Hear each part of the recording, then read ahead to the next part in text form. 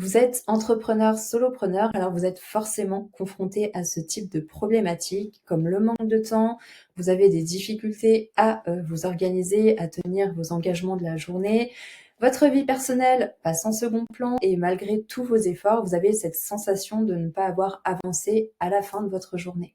Alors oui, gérer comme ça une entreprise peut être difficile lorsque ces journées se répètent. Mais heureusement, je vous apporte une bonne nouvelle et restez avec moi jusqu'à la fin de la vidéo parce que j'ai une surprise pour vous. J'ai créé une application qui supprime l'ensemble des problèmes liés à l'organisation et je l'ai appelée Agenska. Le mot d'ordre, simplicité, autant dans la prise en main qu'à l'utilisation quotidiennement. Le challenge, recentrer une journée complète dans un seul tableau de bord, quelle que soit la journée, et j'ai le plaisir de vous annoncer que le challenge est réussi. Alors je vais vous emmener avec moi pour voir un petit peu de plus près Agenska. Donc là, c'est vraiment l'élément central, la pièce maîtresse de l'application. Donc c'est le tableau de bord journalier qui regroupe l'ensemble des éléments que vous allez avoir à faire durant votre journée et ça dans tous les domaines de votre vie. Donc on commence par les habitudes. Vous avez également les rendez-vous du jour avec un accès à un calendrier mensuel qui se synchronise également avec Google Agenda. Donc vous pouvez supprimer, modifier, ajouter des éléments et ça se synchronisera entre Google Agenda et Agenska.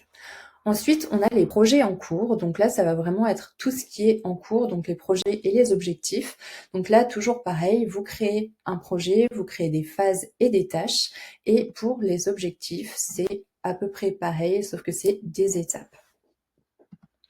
Ensuite, on a la partie professionnelle. Donc là, ce sont les tâches professionnelles. Donc il y a trois types de tâches professionnelles. C'est les tâches de projet. Donc là, c'est vraiment lié au projet que vous avez créé ici. Donc les tâches du jour ressortiront là. Vous avez les tâches récurrentes. Donc là, vous allez choisir une date de début, une date de fin et une récurrence, donc soit journalière, hebdomadaire, mensuelle ou annuelle. Et vous avez des types de tâches simples. Là, vous allez avoir les notes de votre journée et pour l'espace personnel, c'est à l'identique de l'espace professionnel. Ensuite, donc là, c'est vraiment tout ce que vous allez avoir à faire dans la journée. Ensuite, pour aller un petit peu plus loin dans les catégories, vous allez avoir des onglets. Donc là, on va dans l'onglet objectifs. Donc là, toujours pareil, vous allez pouvoir avoir une liste de vos objectifs qui vont se mettre ici. Donc là, c'est en cours. Et ici, vous allez avoir les objectifs archivés. Une fois que c'est archivé, ça ne ressortira plus dans la partie tableau de bord. Ensuite, on passe à la partie professionnelle, donc dans l'espace professionnel et personnel d'ailleurs, parce qu'ils sont identiques. La première chose à faire, c'est de créer des catégories. Donc une catégorie, c'est un titre et une illustration, pour pouvoir implémenter des tâches, des notes et des projets à ces catégories-là. Donc, quand vous cliquez sur la catégorie, vous allez avoir les éléments liés à cette catégorie. Et ici, vous pouvez consulter la matrice d'Eisenhower. Donc là, c'est vraiment quand vous avez énormément de tâches et que vous ne savez pas par où commencer, vous pouvez regarder à partir de la matrice d'Eisenhower.